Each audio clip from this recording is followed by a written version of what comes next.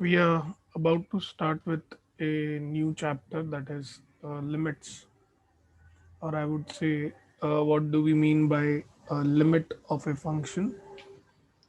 And before understanding function, we must understand limit of a variable.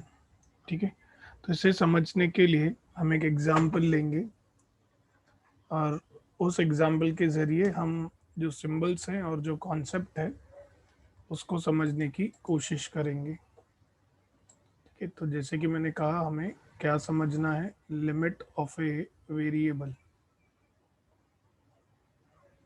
We need to understand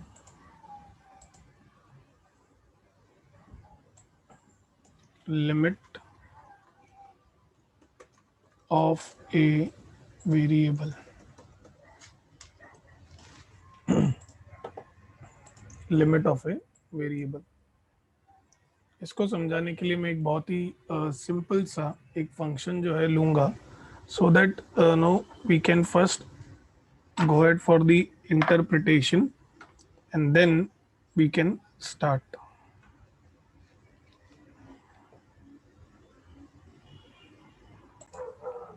से for example I am considering a function say f of x is equal to 1 upon 10 raised to x and say x is belonging to natural number। ठीक है, x is belonging to natural number, ये function है, इसको समझते हैं।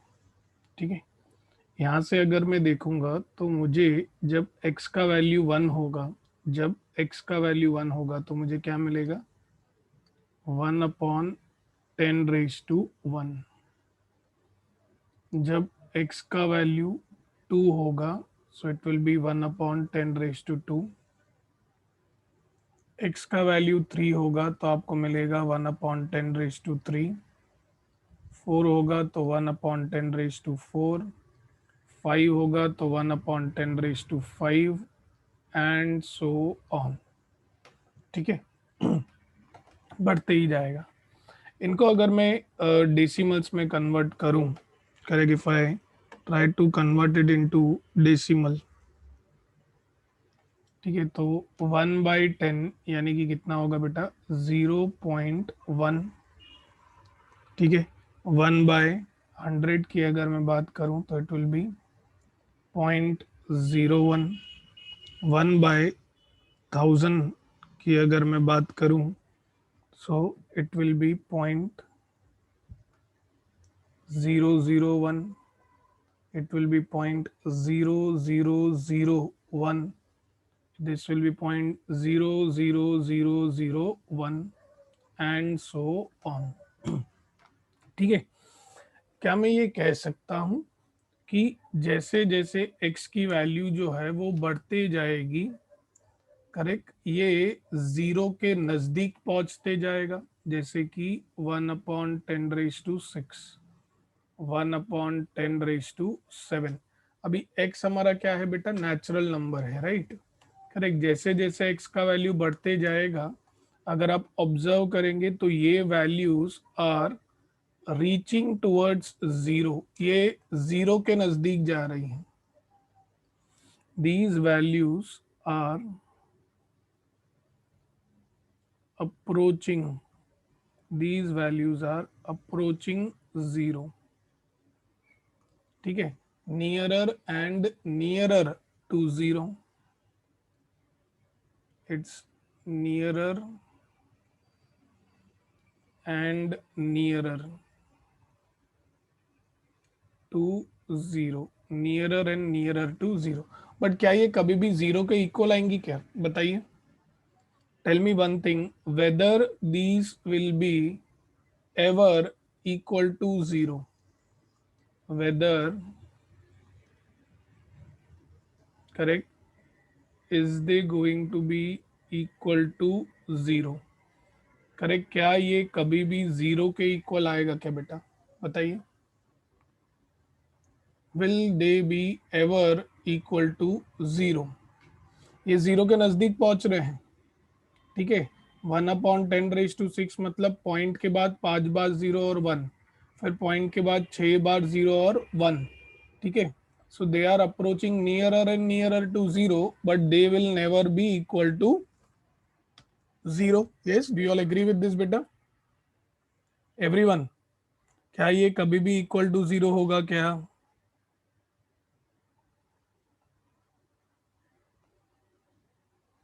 Everyone, correct. So they are never going to be equal to zero. The answer is no. और इस concept को हम कहते हैं limit of a variable. This concept is called age limit of a variable. Limit मतलब क्या? अभी जैसे हमारे एग्जाम्पल में, करेक्ट, ये जो फंक्शन है ये जीरो की तरफ बढ़ते जा रहा है, लेकिन ये कभी भी जीरो के इक्वल नहीं होगा। आप समझ रहे हैं? एक्स जो है ये बहुत सारे वैल्यूज लेते जाएगा जिससे वो जीरो की तरफ बढ़ेगा। अभी जीरो क्या है बेटा? Zero is nothing but what? A constant बेटा। Zero is nothing but what? A constant. तो एक्स में जैसे जैसे चेंज आ रहा है, ठीक है, अभी एक्स हमारा क्या है? नेचुरल नंबर है, राइट।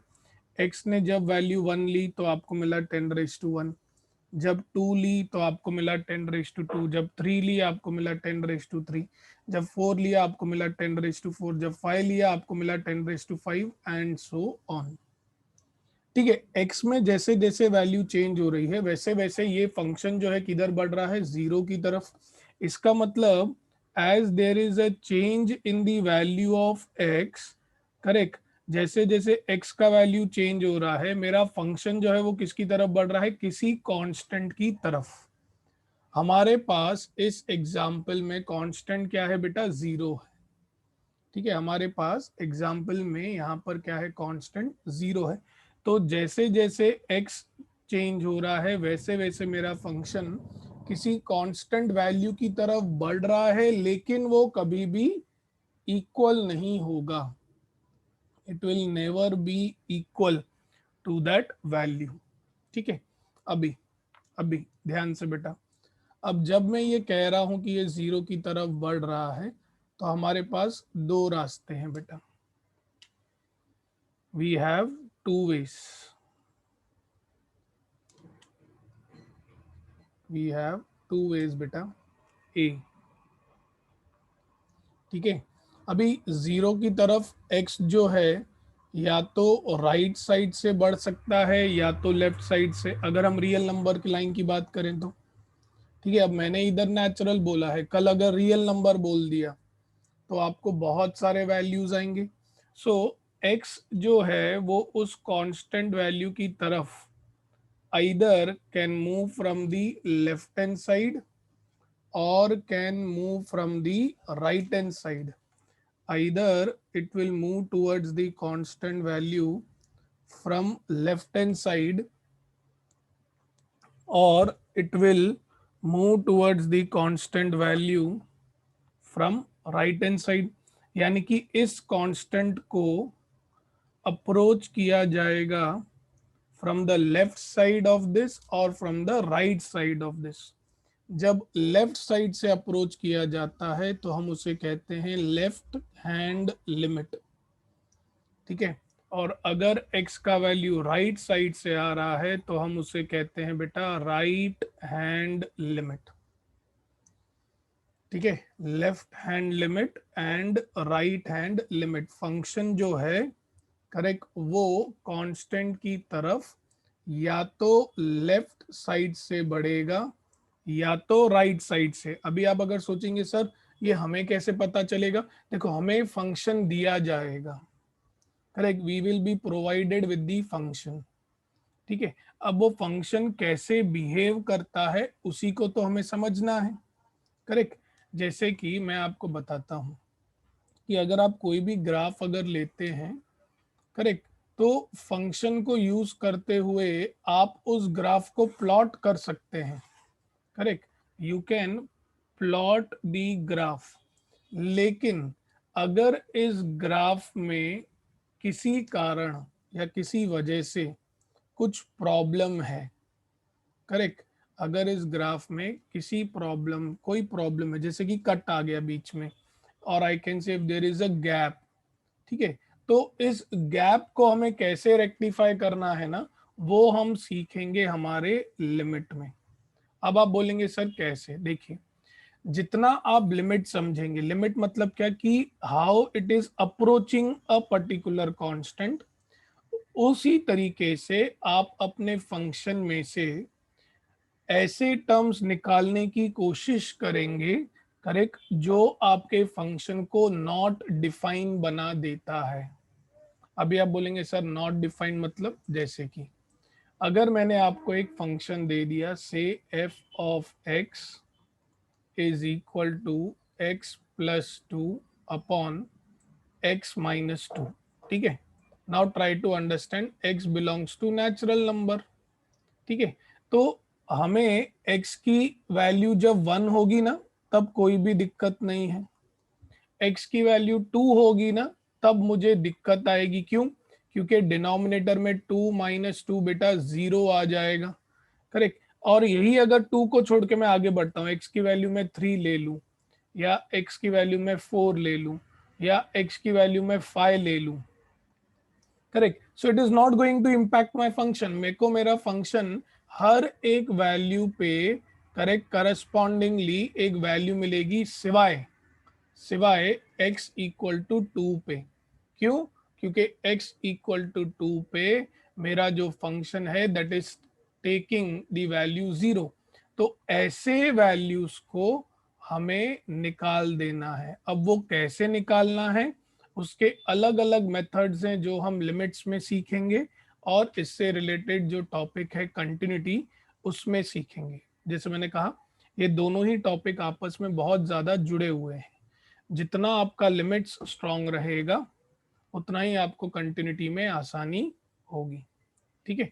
अब ध्यान से, ये एक कोई भी फंक्शन है, ठीक है, it is any given function, say y is equal to f of x, any given function, ठीक है। नाउ ये वाली पॉइंट सभी को समझी? ये जो हमारे फंक्शन को नॉट डिफाइन बना देती है, is this point understandable to everyone? Is this point बेटा अंडरस्टैंडेबल टू एवरीवन बेटा? ये इंपॉर्टेंट चीज है। हाँ, हर एक फंक्शन में आपको कोई ना कोई ऐसी बात मिलेगी जो उसको जीरो बना देती है।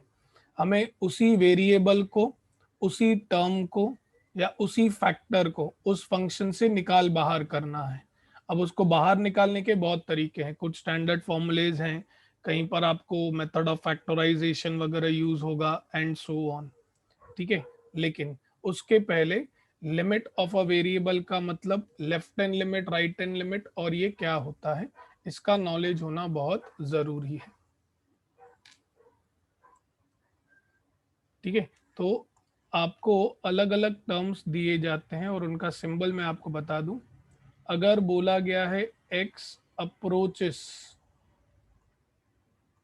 x approaches a constant a, या आपको बोला जाए x टेंड्स टू a, तो इसका बेसिक मीनिंग होता है x is moving towards a बेटा, x is moving towards a. ये जो एरो आप देख रहे हैं ना, इस एरो का मतलब ये है, इस एरो का मतलब ये है that x is approaching towards a, और I would say x is up tending towards a, x is approaching towards a और x is approaching a, this is the meaning of this symbol बेटा। ये x, ये जो arrow दिया है, ठीक है, इस एरो का मीनिंग है ये, कि इसका मतलब ये होगा कि जैसे जैसे x में वैल्यू चेंज हो रही है, फंक्शन जो है वो अपने लिमिट यानी कि कांस्टेंट की तरफ जो है वो बढ़ रहा है। अभी ये हो गया बेटा पूरा मैथमेटिकल एग्जाम्पल, ठीक है। Let me give you one practical example.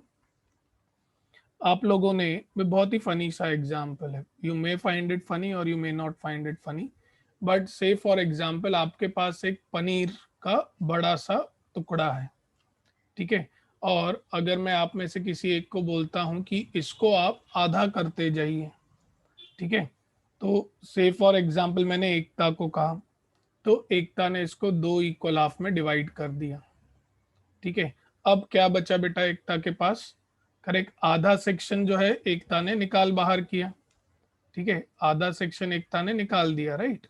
अभी एकता के पास रिमेनिंग आधा बचा है, ठीक है। अब मैं एकता को कहता हूं इसका भी आधा कर दो, ठीक है, एकता ने इसका भी आधा कर दिया, ठीक है। अब एकता के पास क्या बचा, रिमेनिंग। अब मैं एकता को बोलता हूँ भाई तुम इसका भी आधा कर दो, तो एकता ने इसका भी एग्जैक्ट हाफ कर दिया। अब एकता ने इसका भी आधा किया, अब कितना बचा है इसके पास, सिर्फ ये वाला हिस्सा। फिर मैं एकता को बोलता हूँ इसका भी आधा कर दो। आप समझ रहे हो क्या रहा है, करेक्ट, मैं एवरी टाइम इसको डिवाइड करते जा रहा हूँ, every time I am keeping on dividing it, कब तक, जब तक ये जीरो नहीं पहुंच जाता, करेक्ट, जब तक ये जीरो नहीं पहुंच जाता, राइट। अभी और भी डिवाइड कर दिया मैंने उसको, correct, I divided it even more. क्या मैं कह सकता हूं एक स्टेज के बाद आप डिवाइड ही नहीं कर पाएंगे, यस और नो बेटा, can I say after a particular stage you won't be able to divide, but Ekta को ये चीज में बहुत दिक्कत आई, राइट। एकता ने क्या सोचा कि सर क्या हम इसको और डिवाइड कर सकते हैं, तो I told yes. Now tell me Ekta what next step you can do, बेटा बताइए।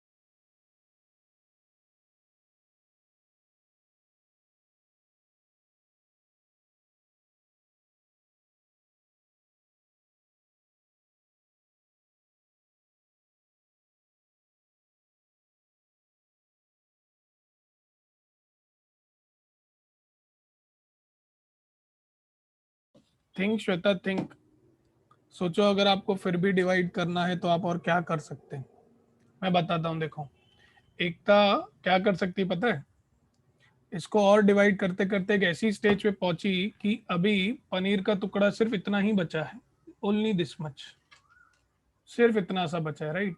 बट हुआ ये कि एकता ने डिसीजन ले लिया भाई मैं इसको तो डिवाइड करती ही रहूंगी, तो एकता चली गई भाई माइक्रोस्कोपिक लेवल पे, आपको पता होगा ना microscopic level, correct, microscopic level पे जाके उसने पॉइंटर से उसको दो हाफ में कट किया, ठीक है।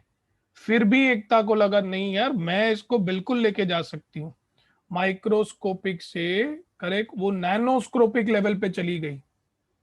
नैनोस्कोपिक लेवल पे जाके उसने जब देखा तो now it has become like this a single point, then she went to micron, 10⁻⁻12 level पे उधर भी जाके फाइनली शी गेव अप, बोला सर 10⁻⁻12 की लेवल पे जाके भी मैं कोशिश कर रही हूँ, अब उससे ज्यादा डिवाइड नहीं होएगा। तब मैं उसको बोलूंगा किसी, basically what was happening is जैसे जैसे आप डिवाइड करते जा रहे थे वैसे वैसे ये अपने लिमिटिंग वैल्यू की तरफ बढ़ते जा रहा था, जो कि एक कांस्टेंट था, that is zero, that is nothing but zero. So आप कोशिश पूरी करेंगे, ठीक है, आप कोशिश पूरी करते हैं कि जीरो की तरफ बढ़े। देखो हर बार हो क्या रहा था, half half half half half half होते होते होते it was approaching toward zero, but ये कभी भी जीरो की तरफ नहीं होगा बेटा, आप उसे डिवाइड नहीं कर सकते further, but at the same point of time आप उसको जीरो भी नहीं बोल सकते, आप पार्टिकल लेवल तक चले गए भाई, एकता ने इतनी बात दिल पे ले ली, वो पार्टिकल लेवल तक लेके चली गई, बट पार्टिकल तो है ना, उसको आप जीरो थोड़ी बोल सकते हो। Are you trying to understand this? So it will approach toward something but it will never be equal to that constant, यानी कि x कभी भी इक्वल टू a नहीं होगा। वो a की तरफ अप्रोच करेगा लेकिन a के इक्वल नहीं होगा बेटा, ठीक है। Anybody having any doubts in just understanding these symbols बेटा? Anybody having any doubts in understanding this beta?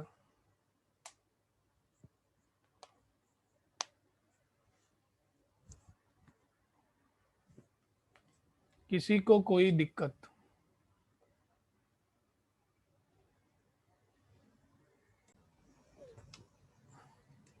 Limit of any given function. So limit of a function, limit x is approaching towards a, limit x is approaching towards a of the function f of x, ठीक है, is equal to L. अभी कुछ text books जो हैं बेटा small L use करते हैं as a notation, और कुछ टेक्स्ट बुक्स जो हैं बेटा कैपिटल एल यूज करते हैं एज दी नोटेशन, ठीक है। तो एल जब मैं कहता हूं that means the limiting value of a function, L means limiting value of a function बेटा, करेक्ट। तो इसको समझने के हिसाब से मैं क्या कहूंगा पता है, जैसे जैसे x a की तरफ अप्रोच करता है, ये जब भी आप ऐसा देखें ना, limit of f of x, x is approaching towards a, correct, आपको हमेशा आपके क्वेश्चंस में ये लिमिटिंग वैल्यू निकालना रहता है, correct. You need to find what is this limiting value. लेकिन देखो इसको समझना कैसे, हम कहेंगे जैसे जैसे जैसे जैसे x जो है वो a की तरफ बढ़ता है, करेक्ट, वैसे वैसे हमारा जो फंक्शन है ना एफ ऑफ एक्स, वैसे वैसे हमारा जो फंक्शन है ना एफ ऑफ एक्स वो एल की तरफ बढ़ता है। एल की तरफ बढ़ता है मतलब वो अपने लिमिटिंग वैल्यू की तरफ बढ़ता है, वो अपने लिमिटिंग वैल्यू की तरफ बढ़ता है, ठीक है। जैसे जैसे x is approaching towards a, वैसे वैसे function f of x is approaching towards its limiting value. अब ये आपको बात पता है, सी ट्राई टू अंडरस्टैंड, ये आपको पता है कि x a की तरफ बढ़ रहा है लेकिन x कभी भी a के इक्वल नहीं होगा, correct, it will never be equal to that constant, क्योंकि कल अगर इक्वल हुआ तो प्रॉब्लम हो सकती है, राइट। तो हमने ये कॉन्सेप्ट सीखा है कि ये अप्रोच कर रहा है, ये ए के नियरर और नियरर जाएगा लेकिन कभी भी उसके इक्वल नहीं होगा, ठीक है। So that is nothing but बेटा f of x is equal to l, this is the basic one.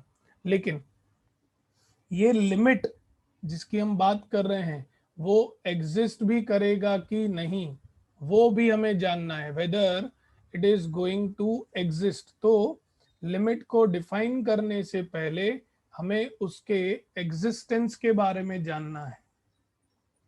We need to talk about the existence of the limit, we need to talk about the existence of the limit.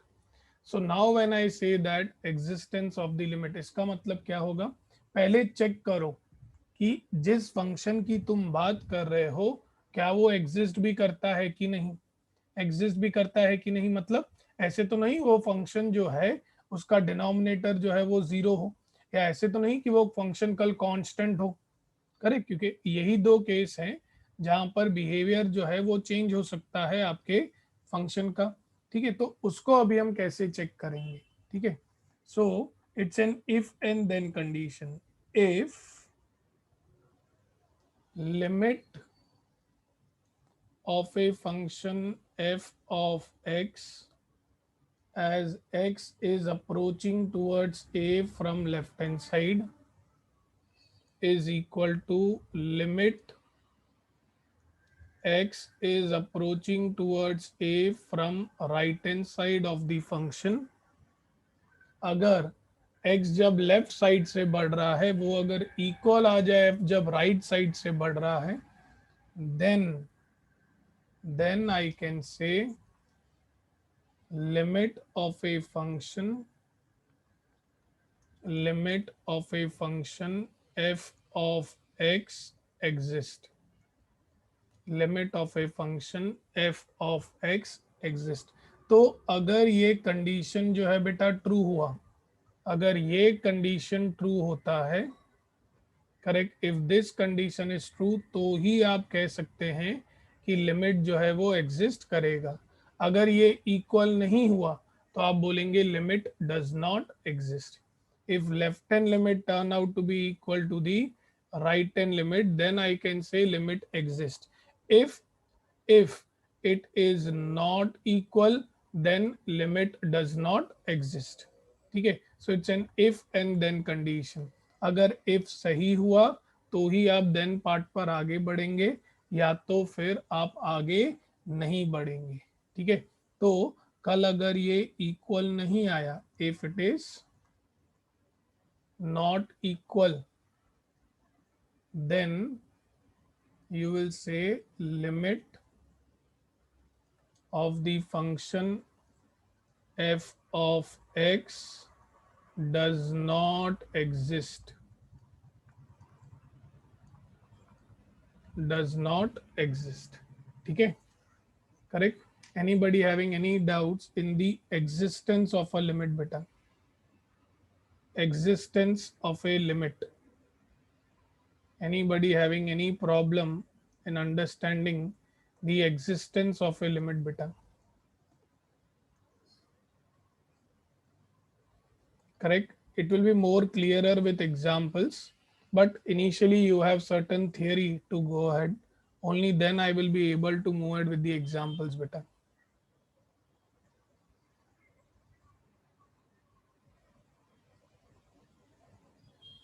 ठीक है, तो अब हमने क्या क्या सीख लिया है, डेफिनेशन का नॉलेज आ गया है, मीनिंग्स पता चल गए हैं, एग्जिस्टेंस पता चल गया है।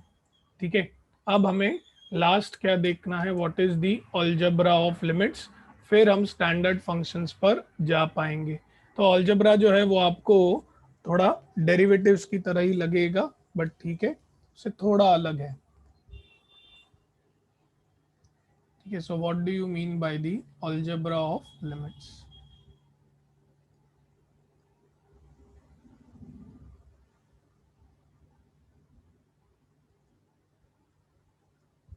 Algebra of limits.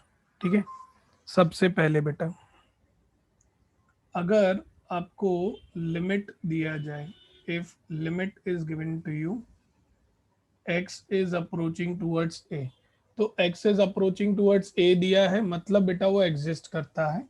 लेकिन वो लिमिट जो है it is the addition of two functions, यानी कि f of x plus g of x। तो फिर जैसे डेरिवेटिव दोनों को मिलता था, यहाँ पर हम क्या कहेंगे, लिमिट जो है वो भी दोनों को मिलेगा, यानी कि limit x will approach towards a to the function f of x plus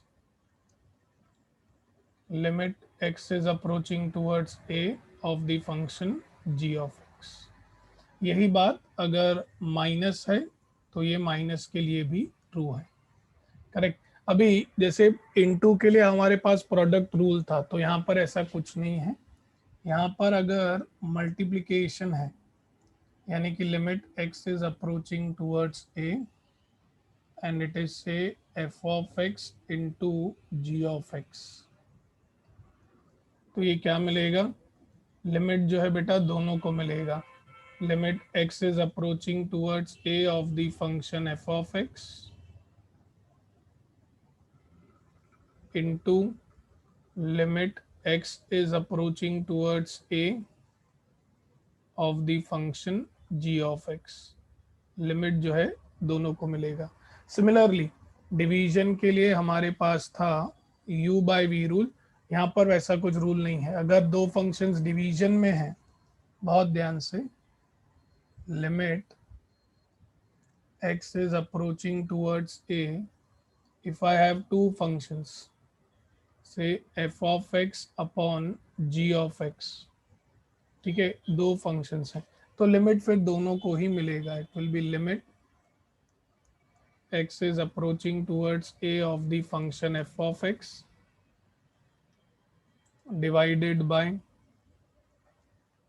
limit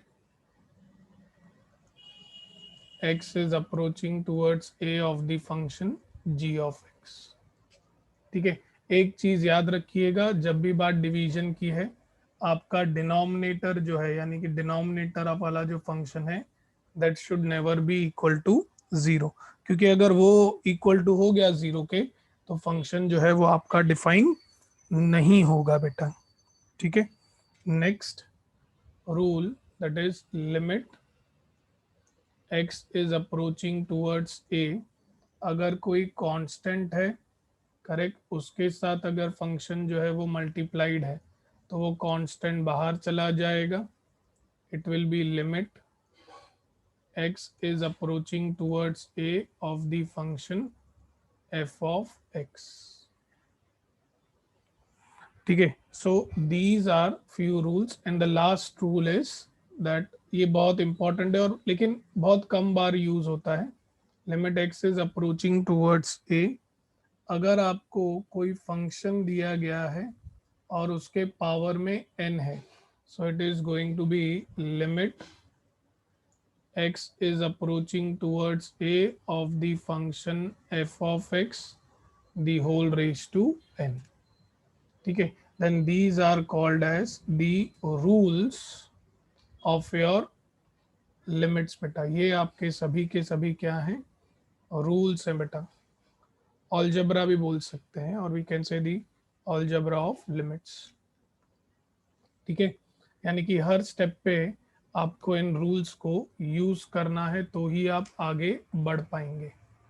ठीक है, तो क्या क्या है, पहला तो एडिशन और सब्ट्रैक्शन।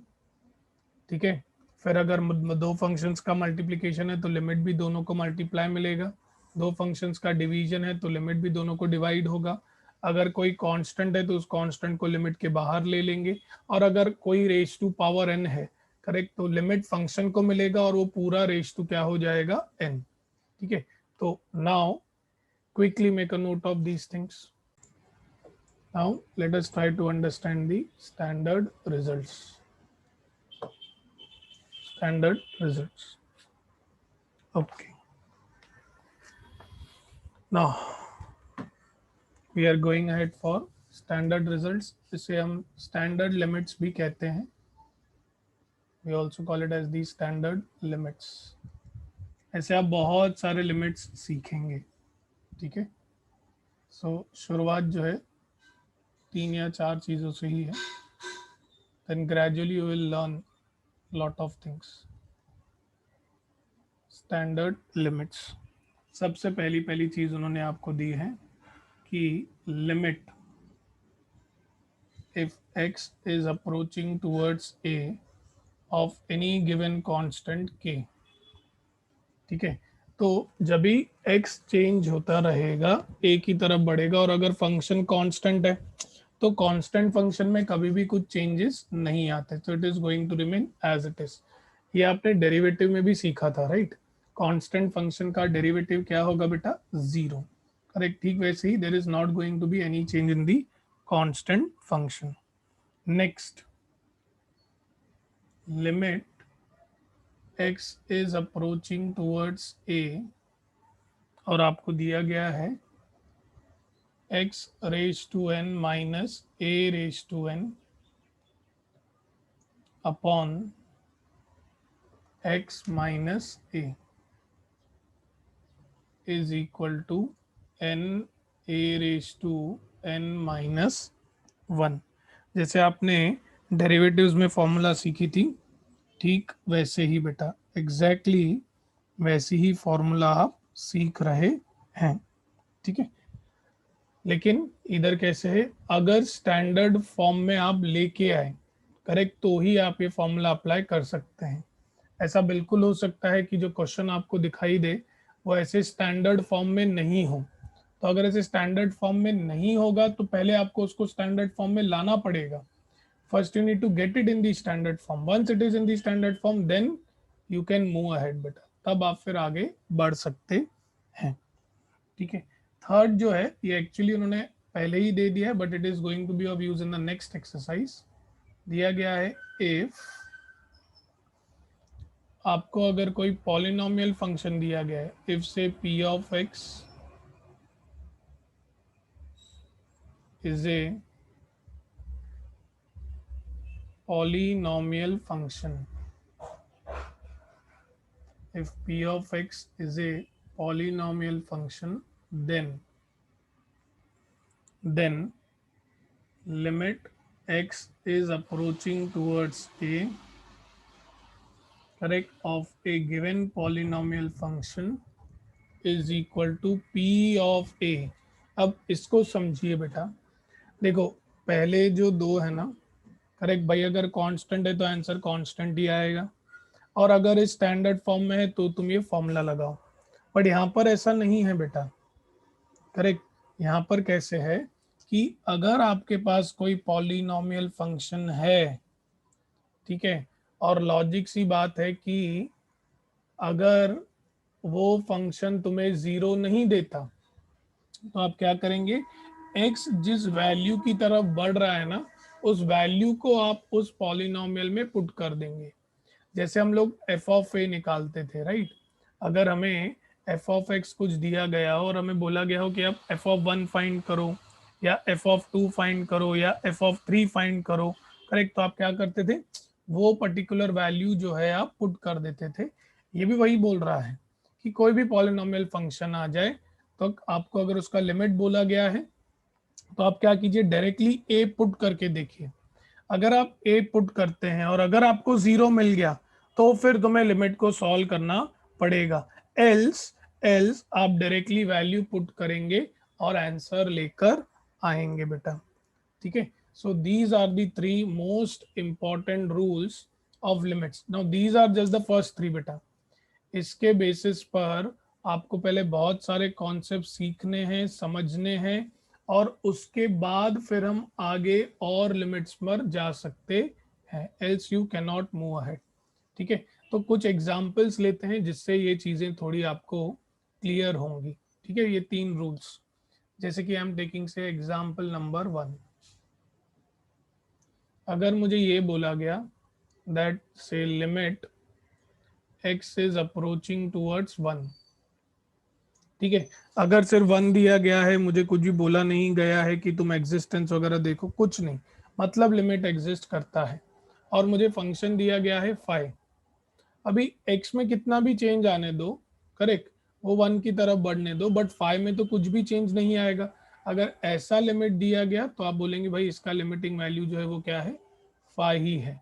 अब यहाँ पर 5 हो, 10 हो, 15 हो, 20 हो, 25 हो, या 30 हो, it is always going to remain the constant. और कांस्टेंट लिमिट का क्या आएगा बेटा, कांस्टेंट ही आएगा. एक और एग्जांपल सेकंड पर भी ले लेते हैं. Let me take one more example बेटा. These are just for understanding कि ये एग्जैक्टली फंक्शंस काम कैसे करेंगे. अगर आपको बोला गया लिमिट से x इज अप्रोचिंग टूवर्ड्स से 5 या 6 ले लीजिए, और आपको दिया गया है x square minus 6 square upon x minus 6. ठीक है.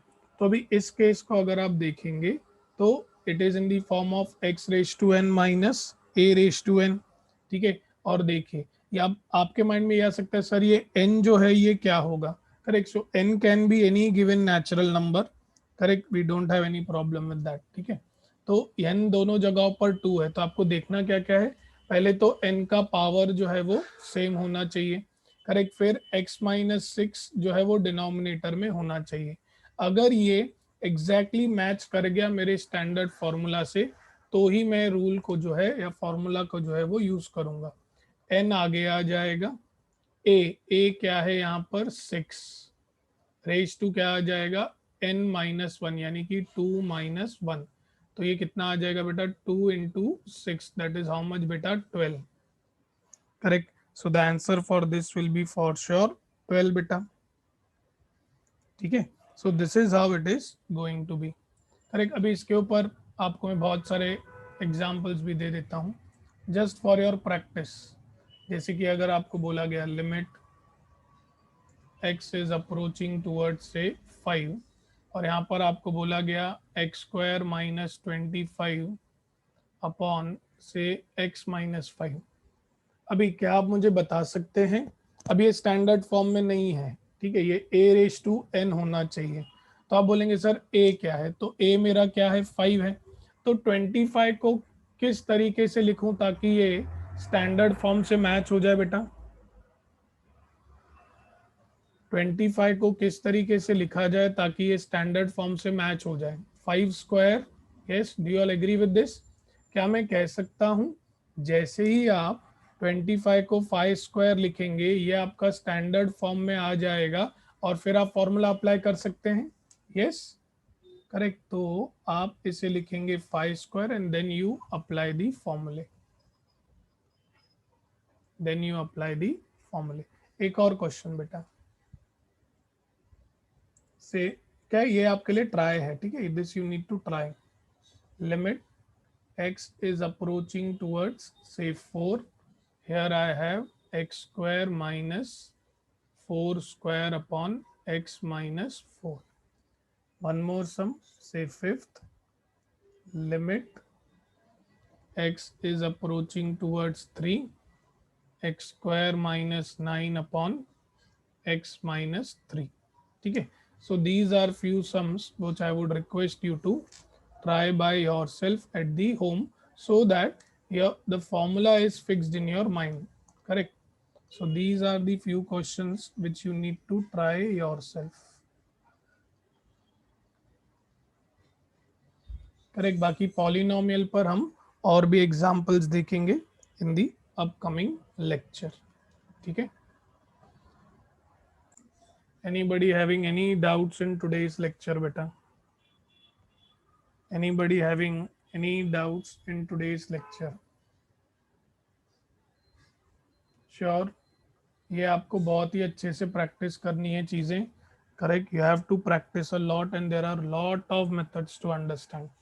सो what happens in limits, ठीक है, HR स्टूडेंट्स को रिक्वेस्ट है कि वो एटलीस्ट लेक्चर के पहले गो थ्रू करें, while CHM students need to practice and then sit for the lecture. Every day you are going to learn something new in this particular chapter, okay? So we will stop here. See you all in the next lecture. Thank you everyone.